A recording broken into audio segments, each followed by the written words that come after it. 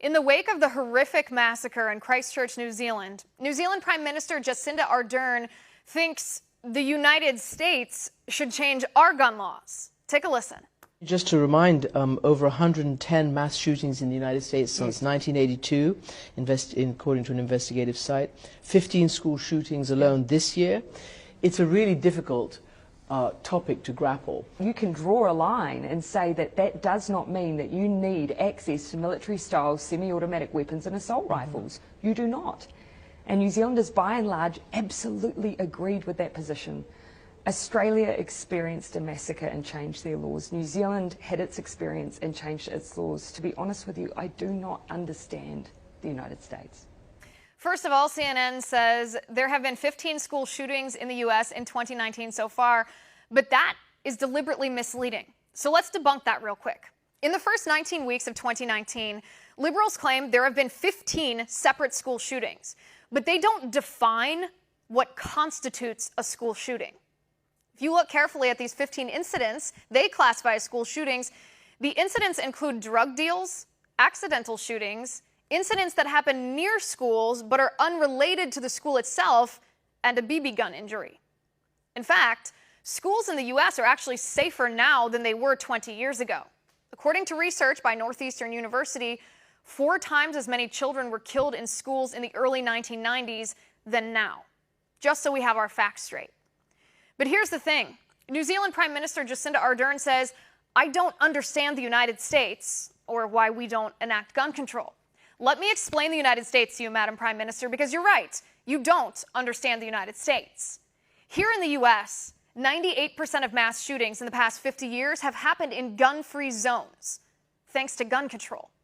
The majority of gun crimes in the U.S. are committed with firearms that have not been purchased legally, so gun control wouldn't prevent them.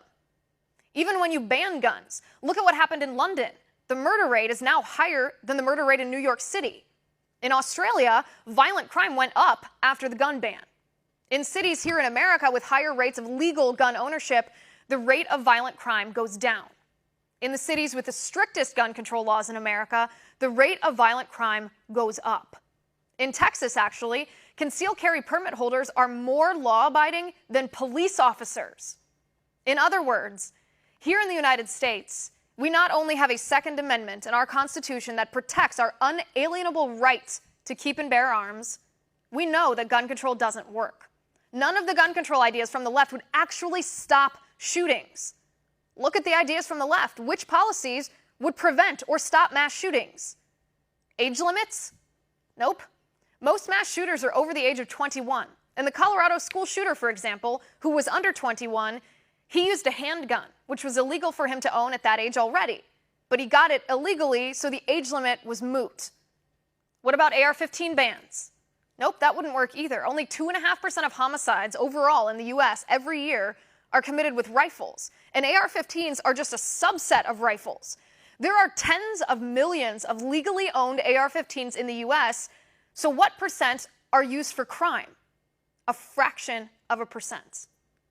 What about background checks? Again, no. Background checks and gun owner registries, they go hand in hand because the government has to keep a record of citizens who own guns and have passed background checks. So look at history. How have governments used gun registries in the past? Well, Nazi Germany used gun registries to disarm Jews.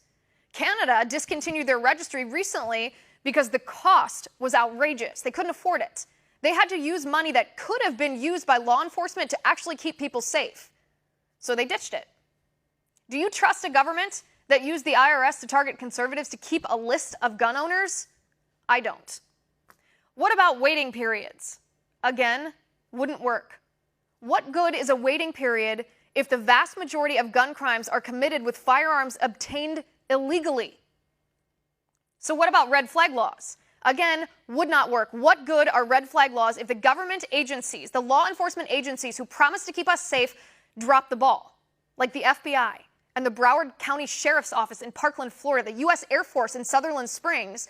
And then when the agencies fail, none of the agencies are ever held accountable or reformed.